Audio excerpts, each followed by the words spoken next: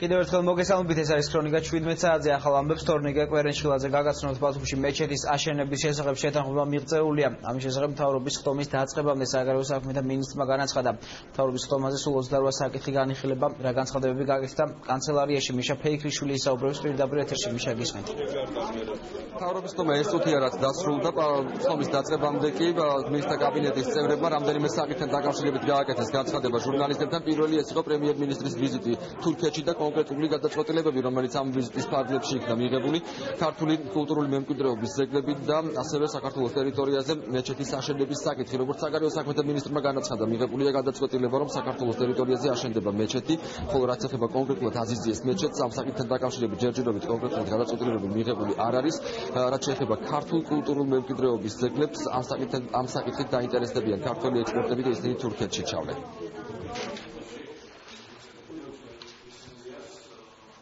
პრინციპი შეთანხმება მოხდა, აზიზიესთან დაკავშირებით ალბათ თავს ვიკავებ ჯერჯერობით, მაგრამ ახალი მეჩეთი აშენდება, ოღონდ სად ამას მერე გაიგებთ, მეც არ ვიცი. მიღწეულია შეთანხმება, რომ ოშკისა და იშხნის კულტურული მემკვიდრეობის ძეგლებზე მონაწილეობას მიიღებენ რესტავრაციაში ქართველი სპეციალისტები, ხოლო ბათუმში გამოიყოფა ადგილი, სადაც აშენდება სამლოცველო მუსულმანური რელიგიის წარმომადგენლებისთვის.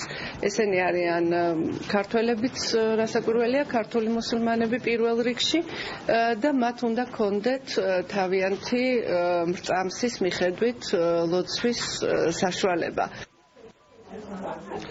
კიდევ ერთი განცხადება, რომელიც საგარეო საქმეთა მინისტრმა გააკეთა, ეხებოდა ევროკავშირთან ასოცირების შესახებ ხელშეკრულებასთან დაკავშირებულ მოლაპარაკებებს.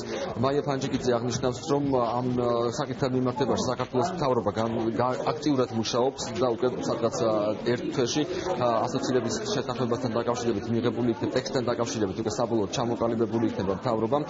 რაც ეხება გაკეთებულ განცხადებებს იმასთან დაკავშირებით, რომ შეიძლება აღნიშნულ ხელშეკრულებას საფრთხე დაემუქროს, გადაჭარბებულს უწოდებს საგარეო საქმეთა მინისტრი და ასევე აღნიშნავს, რომ ვილნიუსში დაგეგმილ სამიტამდე ნოემბრამდე ეს საკითხი მოგვარებული იქნება. ჩვენი ეს მინისტერიალი იყო ძალიან წარმატებული, ისევე როგორც წარმატებით მიმდინარეობს მუშაობა ასოცირების ხელშეკრულებაზე, რომელიც მოიცავს ღრმა და ყოვლისმომცველ თავისუფალ სავაჭრო ზონას და გარდა ამისა თვის ბოლოს ველოდებით სამოქმედო გეგმას ვიზების ლიბერალიზაციის თემაზე, რომელიც უნდა ჩამოიტანოს ევროკომისარმა სესილია მალმსტრომმა. კიდევ ერთი საკითხი, რომელსაც დღეს მინისტრთა კაბინეტის წევრები განიხილავდნენ და რომელსაც იყო მოხსენებლის სახით წარმოდგენილი თბილისის მერი. საქმე ეხებოდა გარკვეულწლის მიწების გასხვისების საკითხს და პრეზიდენტის მიერ მიღებულ გადაწყვეტილებებს. დღეს თბილისის მერი მთავრობის ხომაზე არ მოსულა, მან მერიიდან წარმომადგენელი გამოაგზავნა, თუმცა მან ასევე უარი განაცხადა სატელევიზიო კომენტარზე. მინისტრთა კაბინეტმა დღეს 28 საკითხი განიხილა ხომაზე. მადლობა მიშა, ეს მიშა ფეიქრიშვილი იყო.